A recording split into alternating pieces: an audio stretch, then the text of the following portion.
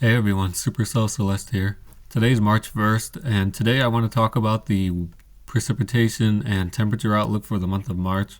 We'll be looking at the CFS model, and then I'll show you guys the maps I made about what I think will happen.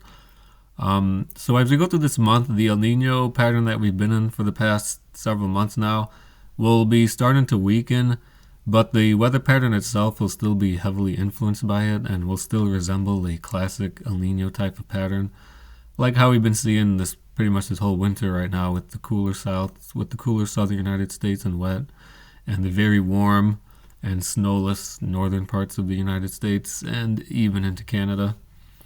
So this is the CFS model. It's a long range model, can predict months out in advance, but we'll be just looking at March week by week. It forecasts each week.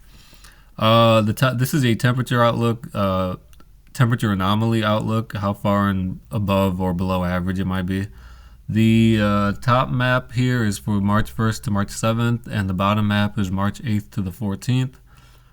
And so, just looking over this through this first week of March, you can see widespread above normal temperatures expected across the entire eastern United States and eastern Canada, with the more below average temperatures out west in the western US, western Canada, and into Alaska.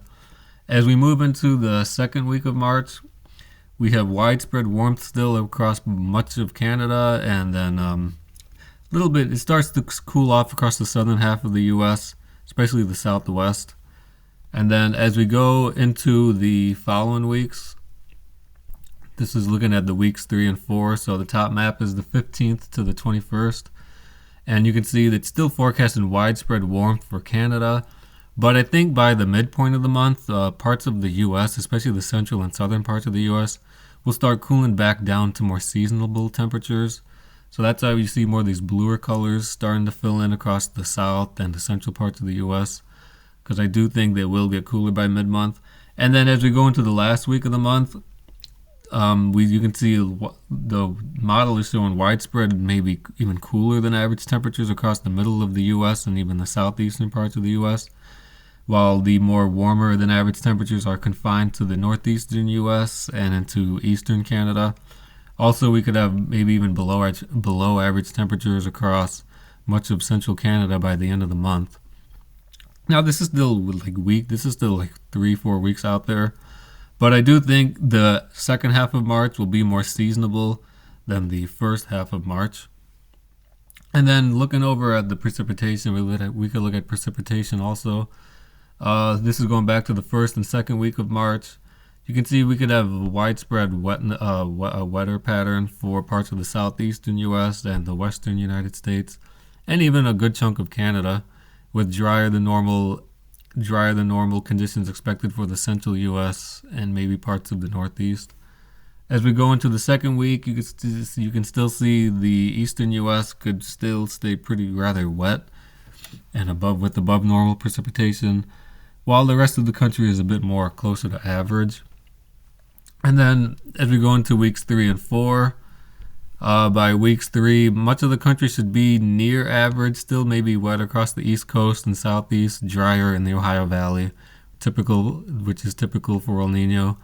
And then by the latter half of the month, we could see drier than normal conditions for the west coast. You can see predicted here, with more average conditions for the rest of the country.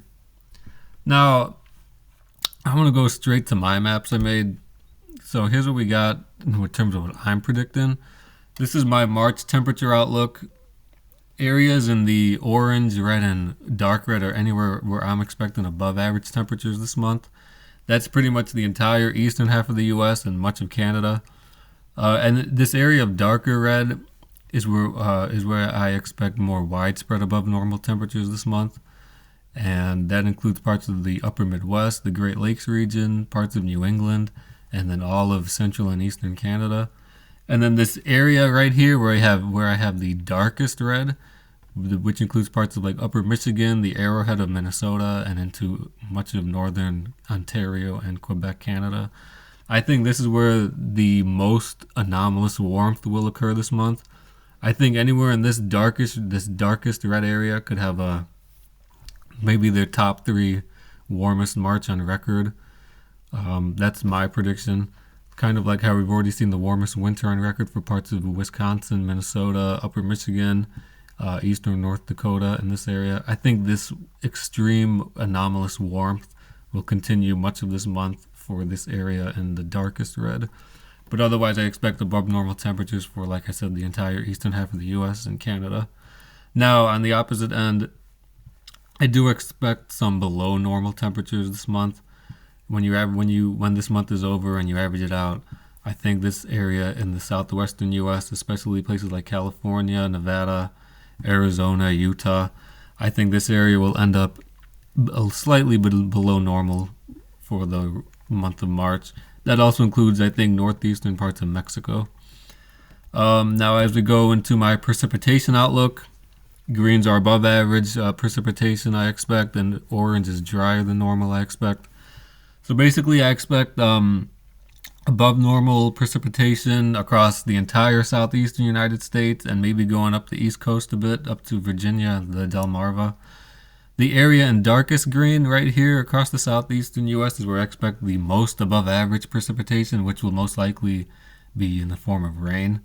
That'll include the Gulf coasts of Louisiana, Alabama and Mississippi, Georgia, South Carolina, and the panhandle of Florida.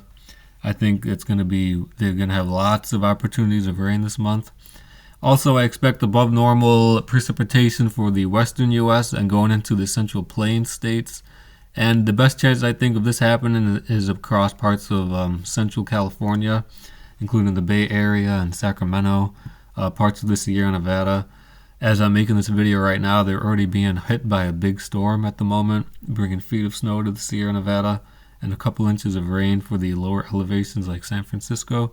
So I think that'll continue, especially for the first half of March. The second half of March, I expect the West Coast to start to dry out a bit. Excuse me there. And then I expect more above normal precipitation across much of Canada. With that warmer pattern in place, I expect that there'll be more moisture in the air for much of Canada. Now, on the opposite side, I expect more below average precipitation across parts of the Great Lakes region, which has been the case over the past couple months for this exact same area, which is very typical for an El Nino type of winter. I expect below normal precipitation for parts of interior British Columbia, Canada, and moving into Alberta, Canada. Also, I expect the southern and southwestern portions of Texas to be below normal in precip, and that also includes much of Mexico. And now the last map I made here is looking at snowfall. With the widespread above normal temperatures this month and even some drier conditions for the Great Lakes region, this area in the orange I have across the Great Lakes, the Midwest, and the Northeastern United States is where I expect below average snowfall this month. And then the area in purple I have out west is where I expect above normal snowfall this month, and that's especially for the mountainous areas. With this weather pattern in place and the above normal precipitation at the same time, especially for the first half of the month. And then also I have above normal snowfall for Canada, even though it's going to be extremely anomalously warm this month. I do think that it'll be cold enough to get snowfall opportunities here. Especially I think there'll be some days where they get a really cold day here and there that'll bring snowfall with it. And especially with the above normal precipitation expected in this area, I expect this area of Canada, interior Canada, to have above normal snowfall, even though it will be very warm, anomalously warm, potentially when you average the whole month out. And then with that being said, that's all I got for today. Just want to make a quick March forecast for you all. I hope you all have a great day, and see you next time.